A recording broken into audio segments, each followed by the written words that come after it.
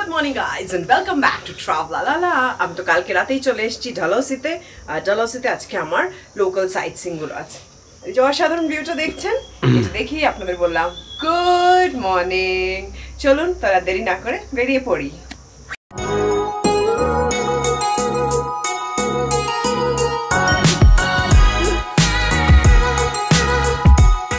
ডালহৌসির সব টুরিস্ট স্পটগুলো তো ঘুরে দেখবই, তবে মেন অ্যাট্রাকশন খজ্জার, যেটাকে বলা হয় সুইজারল্যান্ড অফ ইন্ডিয়া। খজ্জার যাওয়ার পথে দেখলাম এই রাস্তাটা বেশ এখন ফাঁকা আছে, তাই সেন্ট ফ্রান্সিস চার্চটা চলে এলাম ঘুরতে। আগে চলুন ভেতরে গিয়ে দেখি।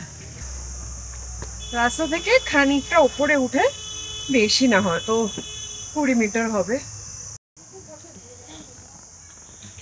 সুন্দর একটা ছোট্ট মতো বাগান করা আছে, ফুলগুলো দেখুন কি সুন্দর লাগছে।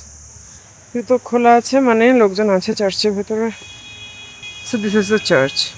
চলুন তাহলে ভেতরে গিয়ে দেখি, জুতোটা খুলে নিয়ে।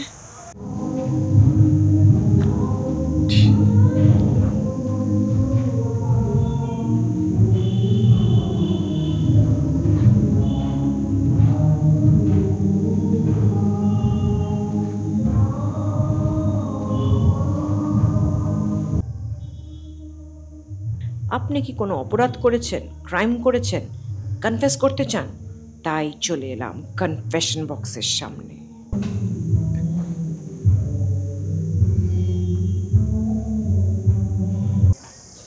এই জায়গাটাকে বলে সুভাষ চক। এই সুভাষচন্দ্র বসুর বিশাল মূর্তিটি দেখছেন, তার ওপরই নামকরণ হয়েছে জায়গাটার নাম সুভাষ চক। এই সুভাষ চক নামকরণটি কেন, সুভাষচন্দ্র বসুর এখানে কি কানেকশন, এইটা নিয়ে একটা ইন্টারেস্টিং তথ্য খানিকক্ষণের মধ্যেই আপনাদের জানাবো। যেতে যেতে আপনাদের সাথে কতগুলো কথা শেয়ার করি। জেনারেলি আমি প্যাকেজ ট্যুরগুলোই চুজ করি। প্যাকেজ ট্যুরগুলো কখনো নিজেরা অর্গানাইজ করে নিই। মধ্যবিত্ত বাঙালির সব থেকে পছন্দের ঘোরার মাধ্যমে কিন্তু এই প্যাকেজ ট্যুর। তো এই বিষয়ে আপনাদেরকে কতগুলো ইন্টারেস্টিং তথ্য জানাবো। অনেকেই হয়তো জানেন, আর যারা জানেন না এটা তাদের জন্য। এই প্যাকেজ ট্যুরের একটা ইতিহাস আছে। প্রথমেই প্যাকেজ ট্যুর কথা বললেই আমাদের অনেক সংস্থার নাম মাথায় আসে, যেমন ধরুন make my trip, Thomas Cook, Cox and Kings, Yatra. আবার আমাদের কলকাতার জনপ্রিয় ট্রাভেল এজেন্সির মধ্যেও আছে কুন্ডু স্পেশাল, যাত্রিক, জেনজং লেজার ইত্যাদি ইত্যাদি। এই প্যাকেজ ট্যুর মানে যে ট্যুরগুলোতে যাতায়াত, transportation, accommodation, guide, food, activity পুরোটা কম্বাইন করে ডোর টু ডেস্টিনেশন একটা এক্সপিরিয়েন্স। মানে ধরুন এটা হ্যাসেল ফ্রি হয়ে ঘোরা একটা নির্দিষ্ট অর্থের বিনিময়। তো এই অভিনব আইডিয়াটা বিশ্বের সর্বপ্রথম অর্গানাইজ ট্যুরটি কার মাথায় এসে জানেন? Thomas cook. আর এই ফার্স্ট অর্গানাইজ ট্যুরটা উনি করেছিলেন 5 জুলাই 1841-এ। এরপর এই আইডিয়াটা জনপ্রিয় হতে শুরু করে, আর আজ মিডল ক্লাস সেকশনের কাছে এর চাহিদা সব থেকে বেশি।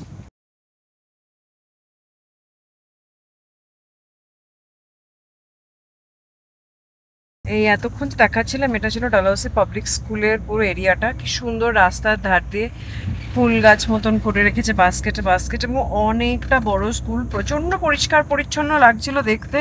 আর ভেতরের ক্যাম্পাসটাও বিশাল বড়।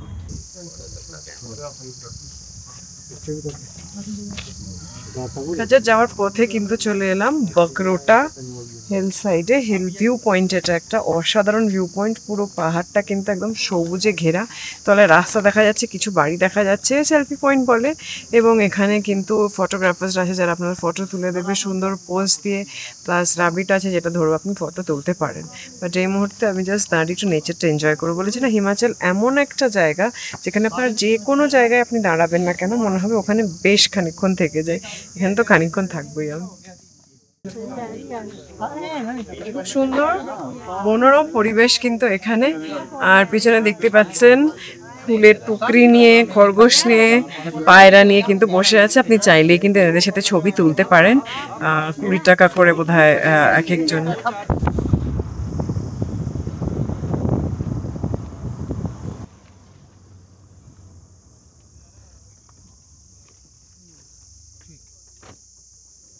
কল্যাণী মাতা মন্দিরের সামনে চলে এসেছি। এখানে মোটামুটি 1-1.5 কিলোমিটারের একটা ট্রেক আছে, যেখানে গাইড নিলে সুবিধা হয়, কারণ জঙ্গলের মধ্যে দিয়ে যেতে হয়। আর চড়াইও আছে বেশ খানিকটা। আমাদের ড্রাইভার স্যারও বলে দিলেন যে জল নিয়ে রাখুন, একদম যখনই হাঁপ ধরে যাবে সঙ্গে সঙ্গে ওখানে বসে পড়বেন।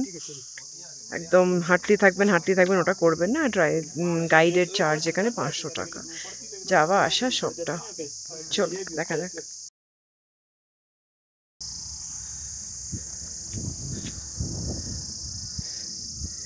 কি অসাধারণ ভিউটা দেখা যাচ্ছে পাশে। আর এই রাস্তাটা যেমন বললাম একটুখানি চড়াই কিন্তু আছে, দেখুন পিছনে অতটা আছে, সুন্দর এরকম করে ঘুরছে। কিন্তু এই ভিউটা জাস্ট ম্যাসমারাইজিং, জাস্ট অসাধারণ লাগছে। কারণ এত সুন্দর ভিউ ট্রেক করতে করতে সত্যি ভাবা যায় না, জাস্ট টু গুড। মানে এই যে হাইটে উঠছেন কষ্টটাই ভুলে যাবেন, এত সুন্দর। এখানে কথিত আছে যে পিছনের পাহাড়ে একজন ডাইনি থাকতেন এবং তাকে কিন্তু এখানে দেবী হত্যা করেন, তার জন্য সেখান থেকে নাম পেহলওয়ানি দেবী, আর এখন পালাওয়ানি দেবী হয়ে গেছে। কালী মায়ের কিন্তু এখানে মূর্তি আছে। আর ভিউটা আপনাদের তো না দেখালেই নয়, দেখুন ভিউটা এইভাবে।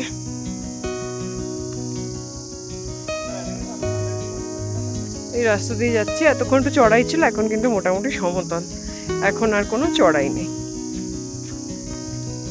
আর চলুন যাওয়া যাক পালাওয়ানি মাতা টেম্পল।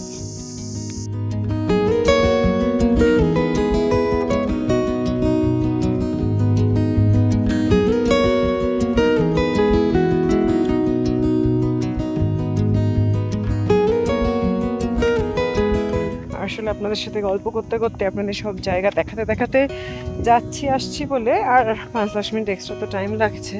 কিন্তু এই যে অসাধারণ ভিউটা, এটা আপনাদের সাথে শেয়ার না করলেও তো নয়। যারা প্ল্যান করছেন আসার, এগুলো দেখে তো ডেফিনেটলি আসবেন। যারা অলরেডি ঘুরে গেছেন তাদের এগুলো দেখে আবার মনে পড়বে পুরনো কথা, সেই পুরনো স্মৃতি। আর যারা ভাবেনি নিয়ে আসবেন, এগুলো দেখে হয়তো প্ল্যান করছেন নেক্সট ট্রিপে।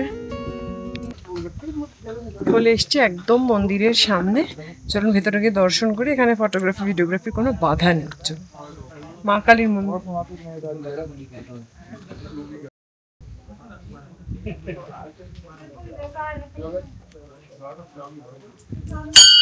পাশেই শিব পার্বতী এবং এই মন্দিরের পেছন থেকেই কিন্তু কৈলাস দর্শন হয়, লেখাও আছে। কিন্তু তার জন্য আকাশ ক্লিয়ার থাকতে হবে, এত মেঘ থাকলে আর কি করে দেখবো। মানে এত মন্দিরে গেছি, এই মন্দিরটা এত উপরে, এত শান্ত, এত লোক আসছে তাও এত শান্ত, অসাধারণ লাগলো। পালাওয়ানি মাতার মন্দির দেখে বেরোলাম। ট্রেকটা হচ্ছে আপনার বিগিনার্স লেভেল ট্রেক, ঠিক আছে। এবার আমাদের যিনি গাইড ছিলেন উনি আমাদের পাহাড়ের ওপর দিয়ে যেতে নিয়ে গেছেন। যারা পাহাড়ের ওপর দিয়ে যেতে পারেন তাহলে কিন্তু গাইড অবশ্যই নেবেন। আর যদি পাহাড় ছাড়া যেতে চান, মানে এমনি নর্মাল যে রাস্তাটা করা আছে সেটা দিয়ে, তাহলে গাইড না নিলেও চলবে। বিগিনার্স লেভেল ট্রেক একটু চড়াই আছে প্রথম দিকটা যেটা বললাম, তবে সিঁড়ি করা আছে, এটা প্রপার পাথওয়ে আছে, তো কোনো অসুবিধা হবে না। চলুন চলে যাই নেক্সট ডেস্টিনেশন। হিমাচলের এই রাস্তার শোভা দেখতে দেখতে আসুন আপনাদের প্যাকেজ ট্যুর নিয়ে আরও কিছু কথা বলি, মানে যেগুলো আমার এক্সপিরিয়েন্স। এই প্যাকেজ ট্যুরেরও কিন্তু অনেক সুবিধা অসুবিধা আছে। এই প্রি অ্যারেঞ্জ ট্রিপ এর মধ্যে আপনার যাতায়াত, থাকার ব্যবস্থা, সব ট্যুরিস্ট স্পটস, কখনো কখনো ফুড অ্যাক্টিভিটি, এই সব কিছু ইনক্লুড থাকে। প্যাকেজ ট্যুর আপনার এই ট্রাভেলকে প্রচণ্ডভাবে রিল্যাক্সড, চাপমুক্ত আর আপনার খুব বাজেট ফ্রেন্ডলি করে তুলতে পারে। কিন্তু অসুবিধাও কিছু আছে, চলুন আগে সুবিধাগুলো নিয়ে আলোচনা করি। প্যাকেজ ট্যুরের সব থেকে বড় সুবিধা, অ্যাটলিস্ট যেটা আমিও ফিল করেছি, সেটা হচ্ছে প্রচণ্ড টাইম সেভিং এবং খুব কনভিনিয়েন্ট। কারণ আগে থেকেই সব কিছু আপনার ডিসাইড করা আছে, আপনার কোথাও গিয়ে ভাবতে বসতে হবে না যে আমি কোন কোন জায়গাগুলো দেখতে যাব। আর প্যাকেজ ট্যুর আপনি যে ট্রাভেল এজেন্টের সাথেই যান না কেন, তারা মোটামুটি হোটেল বুকিং, আপনার ফ্লাইটস, আপনার গাড়ি, বাস, যাই হোক সব আগে থেকে রেডি করা থাকে। তো আপনার টাইম প্রচণ্ডভাবে ওটাতে সেভ হয় এবং এই সব কিছু একসাথে করে দিচ্ছে, তার জন্য কিন্তু ব্যাপারটা খুব কস্ট এফেক্টিভও হয়। আমরা নিজেরা আলাদা আলাদা করে করতে গেলে অনেক সময় খরচটা বেশি হয়ে যায়।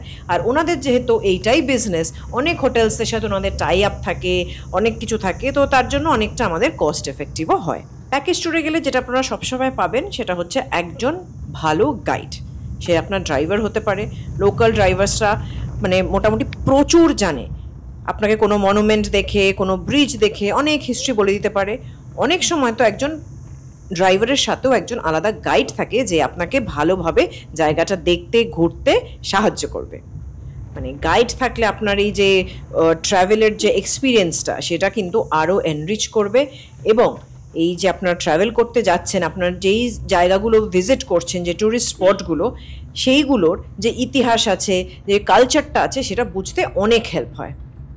ধরুন আপনারা বিদেশে যাচ্ছেন, প্যাকেজ ট্যুরে গেলে কি একটা সেফটির ব্যাপার থাকে, একটা সাপোর্টের ব্যাপার থাকে। বিদেশ বিভাগে গিয়ে আমরা অনেক সময় বুঝতে পারি না কোথায় দিয়ে কী করবো, কারণ চেনা দেশ না, মানে আমার কোনো ভাষাটাও হয়তো চেনা না। তো সেই ক্ষেত্রে প্যাকেজ ট্যুরে গেলে একজন সবসময় আপনাদের সাথে থাকে, যেটাতে আপনাদের ট্রাভেলটা অনেক হ্যাসেল ফ্রি হয়, অনেক শান্তিতে আপনারা ঘুরতে পারেন। এবার সব কিছুরই তো ভালো দিক খারাপ দিক আছে। প্যাকেজ ট্যুরের কয়েকটা দিক একটু খারাপ মনে হতেই পারে, যেমন ফ্লেক্সিবিলিটি থাকে না। মানে আপনার কোনো একটা জায়গা খুব ভালো লাগলো, আপনার মনে হলো আচ্ছা এই লেকটা খুব সুন্দর, এই লেকে আমি আরও আধ ঘন্টা বেশি বসে যাই, পরের না হয় আরেকটা পার্ক একটু কম দেখবো, ওইটা করা যাবে না। কারণ এগুলো কিন্তু সব একদম টাইম বাঁধা রয়েছে। কারণ যেহেতু প্যাকেজ ট্যুর, অনেক সময় প্যাকেজ ট্যুর হয়, অনেক বিভিন্ন ফ্যামিলি একসাথে যায়, আপনার হয়তো সবাইকে চেনেনও না, তো সেই ক্ষেত্রে একটু তালমেলটা ঘেঁটে যেতে পারে।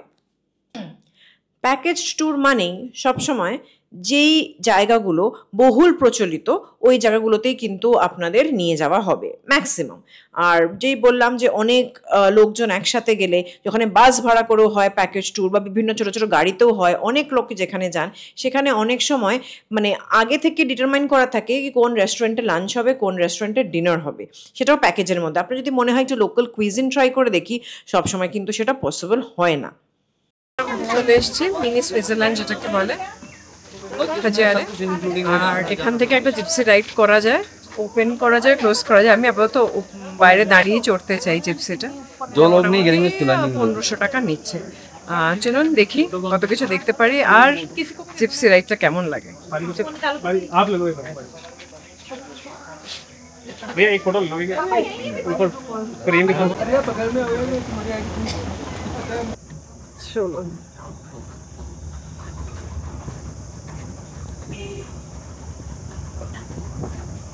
মোটামুটি জিপসি রাইড চড়ছি বলা যেতে পারে, কারণ রাস্তাটা খুব বাম্পি আর জিপসিটা যাচ্ছে যেভাবে বুঝতেই পারছেন, মানে সোজা হয়ে দাঁড়ানোটা একটু চাপের হয়ে যাচ্ছে। আর ক্যামেরা নিয়ে তো আরেকটু বেশি। গাছের পাতা দেখুন, সামনেটা দেখুন।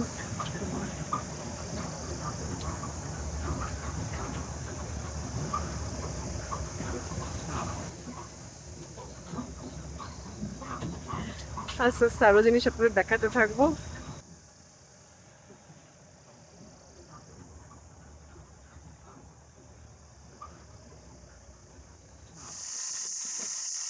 এটা হচ্ছে আলু বোখরা গাছ। এদিকটা পুরো চাম্বা সিটি, আর নদী যেটা দেখছেন রবি।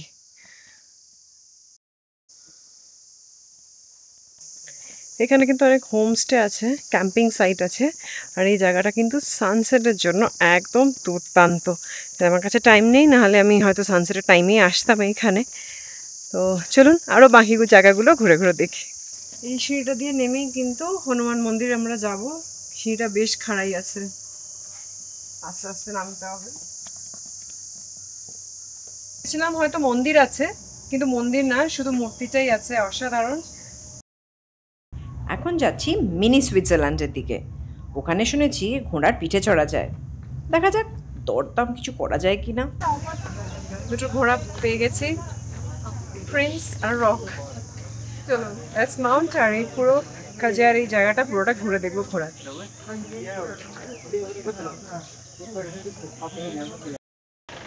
ঘোড়ার উপর উঠে গেছি, এবার আমি স্টার্ট করবো ঘোড়া।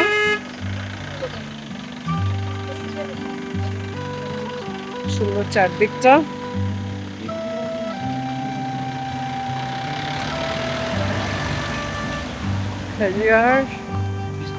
এইখানে গাদার সিনেমার শুট হয়েছিল, मैं निकला वो गड्डी लेके, একটা ছোট ড্রিম সিকোয়েন্স। বেশ সুন্দর ঘোড়া চড়ছে, পুরো একটা রাউন্ড করে দারুণ লাগছে, কিন্তু কারণ ওয়েদারটা খুব ভালো, বেশ একটা হালকা হাওয়া দিচ্ছে, হালকা।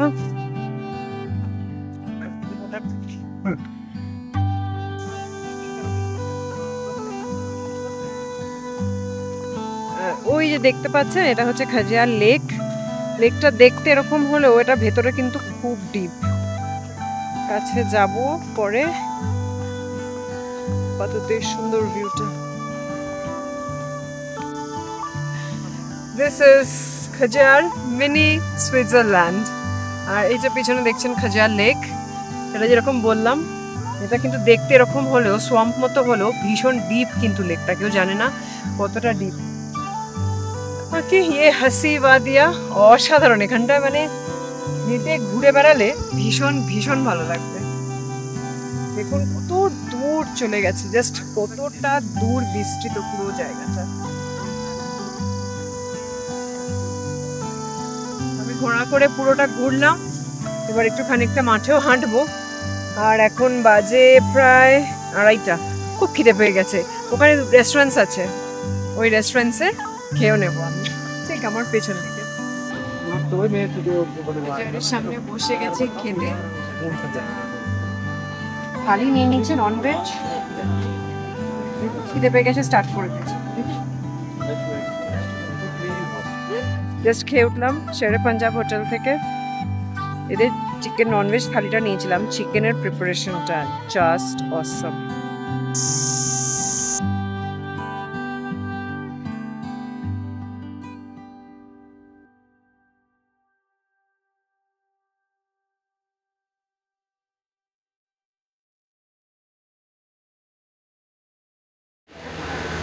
Air chief marshal Arup Raha জালাউসি পাবলিক স্কুলকে এগুলো গিফট করেছিলেন। তারপর থেকে এগুলো এরকম সুন্দর সাজানো আছে, ওপরেও দেখবেন কয়েকটা চিফ ট্যাঙ্কার্স এরকম রাখা আছে। এবং জায়গাটা কিন্তু খুব সুন্দর, রাস্তা দুদিকে এরকমভাবে সুন্দর সাজানো আছে, খুব নিচ অ্যান্ড ক্লিন। সব থেকে ভালো লাগছে এই ফুলগুলো দেখে। চলো এগিয়ে যাই আমরা। ঘুরতে ঘুরতে চলে এসেছি পাঁচফোলা ফলসে। সিঁড়ি দিয়ে উঠে, খুব বেশি সিঁড়ি না, একদম হালকা উপরে দেখা যাচ্ছে। চলুন গিয়ে দেখবো কেমন। আসি, প্রচুর দোকান আর ওয়াটারফল এদিকে।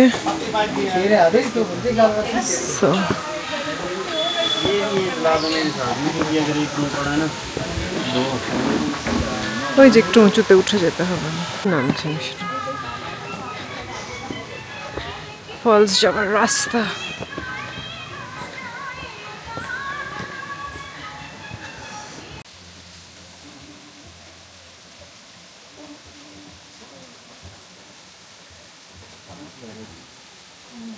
পাঁচফোলা ফলস, এখানে ফলসগুলো দেখতে আমার খুব ভালো তা না, অসাধারণ কিছু না। এই যে ছোট 5 মিনিটের ছোট সিঁড়ি দিয়ে উঠে উঠে এলাম আমরা, আর বেশ থাক থাক করে। আর এক একটা জায়গায় একটা করে ক্যাফে দেখতে পেলাম, একটা না বেশ প্রচুর ক্যাফে আছে। এই জায়গাটা বেশ সুন্দর। এখানে আমার মনে হয় বর্ষার টাইমে পুরো জল জমে যায়, নাহলে এখানে শিওর কেউ না কেউ একটা ক্যাফে তো খুঁজে ফেলছে। যখন গেছি একদম বসে থাকি। এই পাঁচফোলা ফলস যাওয়ার পথে এই রাস্তাটা কি অসাধারণ। দেখুন, যাওয়ার সময় আমি তুলতে পারিনি ফটো, এখন আমি তুলছি ভালো করে। কিন্তু পুরো একটা ক্যাফের অন্তর্গত, অসম দেখুন।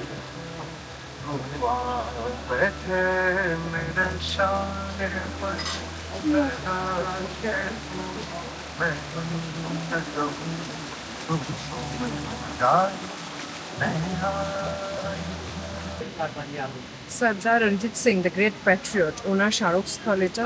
উনি কিন্তু শহীদ ভগৎ সিং এর আঙ্কেল ছিলেন, যেটা এখানে আমি জানলাম। আর অসাধারণ লাগছে, এইখানটা খুব সুন্দরভাবে স্মারকটা বানানো হয়েছিল।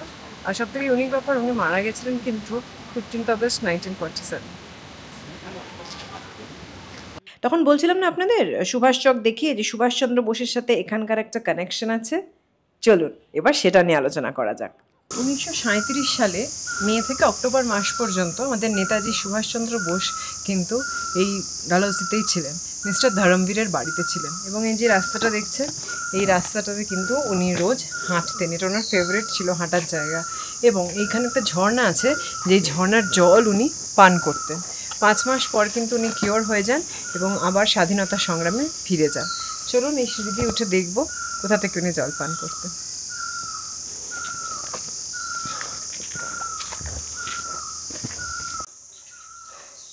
সেই জলে উনি পান করতেন। আমার মনে হয় আগে এখান দিয়ে পড়তো, কোনো কারণে জায়গাটা মেরামতি হয়েছে মনে হচ্ছে, পাইপটা এখন নিচে হয়ে গেছে।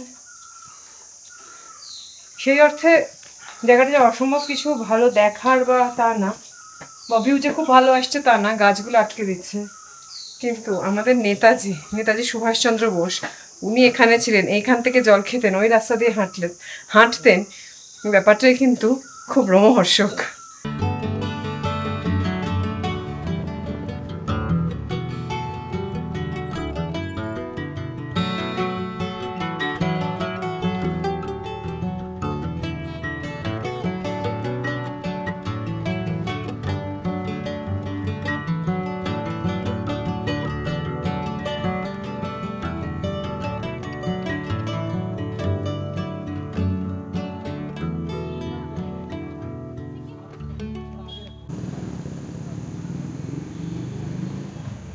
ঘুরতে ঘুরতে চলে এসেছি সেন্ট জনস চার্চে। এটা কিন্তু এখানকার ডালহৌসির একটা বিখ্যাত টুরিস্ট স্পট। চলুন ভেতরে গিয়ে দেখি। ইংরেজরা মোটে গরম সহ্য করতে পারতো না, তাই হিল স্টেশনে এসে থাকতো আর দারুণ দারুণ সব চার্চ বানিয়েছিল। দেখুন, সেগুলো কিন্তু এখনও অক্ষত। মন্দির, মসজিদ, গির্জা, মনেস্ট্রি, গুরুদ্বারা, আসলে এইসব জায়গাগুলোতে এলেই মন কিন্তু আপনা থেকেই শান্ত হয়ে যায়। একেই বোধহয় বলে স্থান মাহাত্ম্য। বাহ, কি সুন্দর বাজার! এই বাজার এক্সপ্লোর করতে কার না ভালো লাগে? কিছু গিফট প্রিয়জনদের দেওয়ার জন্য, আর কিছু জিনিস নিজের স্মৃতি হিসেবে সংরক্ষণ করে রাখার জন্য। তাই তো এসব জায়গায় আসা, কি বলুন?